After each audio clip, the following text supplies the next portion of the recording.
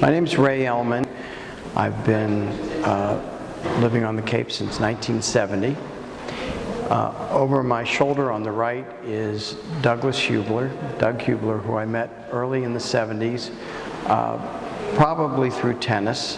Doug played a lot of tennis both in Provincetown and at Jack Cahn's court, E.J. Cahn Jr.'s court in Truro, along with his son Dorn, who was a very good tennis player and is now a big-time animator working with George Lucas. I think he's received some Academy Awards. But the person I want to talk about is Doug. In my opinion, in the time that I've been out here since 1970, after Robert Motherwell, Doug Huebler was the most important artist on the Outer Cape. And despite that, most people had very little idea of what he did, including his good friends, who, for example, Jack Cahn, had very limited understanding of what he did, of what Doug did. And also, for example, when the Log Point Gallery was organized, nobody bothered to invite Doug to be a member of the Long Point. And in fact, Doug was one of the 10 or so, or maybe less, founders of the conceptual art movement, and as such has a definite place in history. He was represented by Leo Castelli for a number of decades and had all kinds of shows there. And then after Leo Castelli, he went to Holly Solomon. He had museum shows all over the world. He was dean of the art department at Harvard and later dean of the art department at Cal Arts. And overall a very important person. So I'm just going to talk a little bit about some of the imaginative and fun things that Doug did.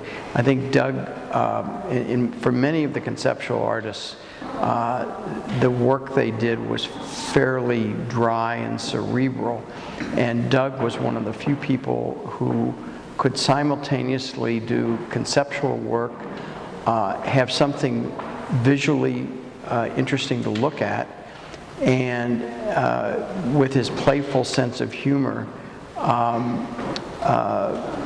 create things that engage people on many levels. And one of the most difficult things to do is to include humor in art and still be taken seriously.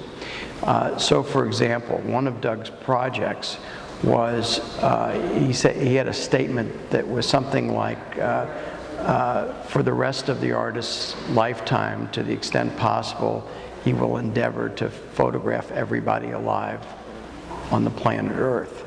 That's just a paraphrase. But to do that, he would create little exercises for himself, like he would photograph mannequins in a window in London and give himself 15 minutes to find people walking down the street that most resembled the mannequins. Or he took a wanted poster from a post office, and then where the person was wanted for, say, 10 years or more, and then imagined what that person might look like 10 years later. And to that extent, he would photograph other people that resembled what that person might look like. He would also make drawings that looked like photographs of the person and what he would look like. And I remember at one point he kind of panicked because one of the post office wanted posters suddenly came down, and he was worried that he might have contributed to the person being apprehended. He also created a fictitious artist with a fictitious career and exhibited paintings that were done by that artist at Leo Castelli and showing the arc of that person's career. He also had a newspaper cartoon for the LA Times where he called it The Great Corrector, and it was about an art teacher who would show his students what was wrong with masterworks.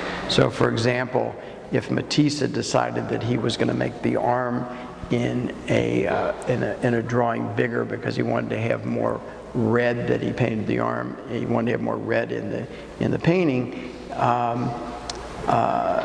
the the corrector, the art teacher would come in and show his students how the arm was out of proportion and what it would look like if it was back in proportion.